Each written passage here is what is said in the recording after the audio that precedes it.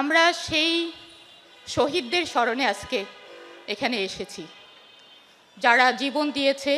প্রায় 1400 শহীদ, আহত যোদ্ধা প্রায় 30,000।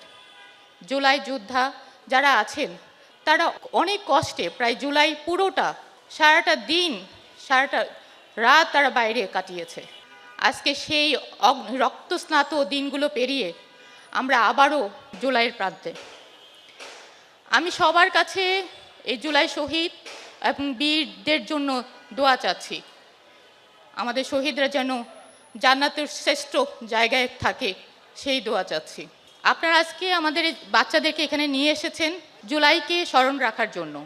আমি আশা করব আমাদের ইসলামের যে বীররা আছে তাদের পাশাপাশি আমাদের যে শহীদ, ৭১-এর শহীদ, শাপলা চত্বরের শহীদ এবং বিডিআর শহীদ, সাথে সাথে ২৪-এর শহীদদেরকে স্মরণ করবে। ওরা ওদেরকে জানবে, ওদেরকে চিনতে শিখবে। বীরদের জন্যই আজকে আমরা এইখানে দাঁড়িয়ে, আমরা রক্তের উপর ভাসছি।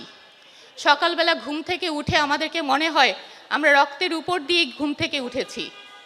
সেই জন্য আমাদের আজকে যেই শিশুরা আছে যারা এত সুন্দর একটা চিত্রাঙ্কন প্রতিযোগিতায় অংশগ্রহণ নিয়েছিল, তাদের এই চিত্রে ভেসে উঠেছে কিভাবে মীর মুগ্ধ পানি নিয়ে তার ভ্রাতৃত্ববোধ জাগিয়ে তুলেছিল, কিভাবে আবু সাইদ তার বুক পেতে দিয়েছিল দেশের জন্য, কিভাবে ফারহান ফায়াজ তার পড়াশোনার পাশাপাশি দেশকে ভালোবেসেছিল। আমরা সবাই এই বীরদেরকে স্মরণ করব।